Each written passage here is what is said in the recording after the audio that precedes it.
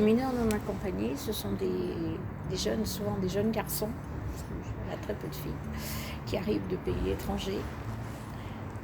Je pense que les premiers mineurs non accompagnés venaient de pays qui étaient en guerre.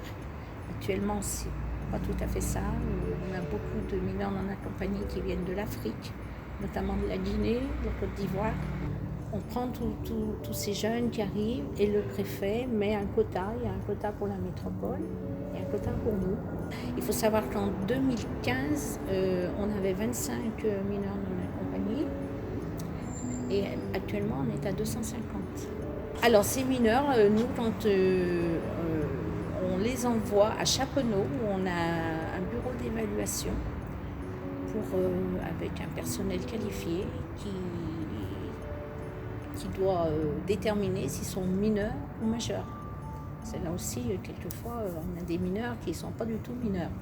Alors s'ils sont reconnus mineurs, automatiquement, ils sont à notre charge.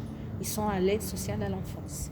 Après, nos mineurs donc non accompagnés, il a fallu trouver des sites pour les accueillir, parce que nous, le département, on ne veut pas qu'ils soient à l'hôtel, sauf en cas de gros afflux et qu'on est un petit peu coincé pour les placer justement dans des instituts.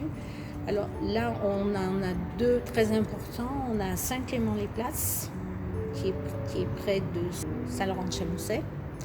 On avait un bâtiment qui nous appartenait et on a fait des travaux et on accueille donc pas mal de mineurs non accompagnés ici.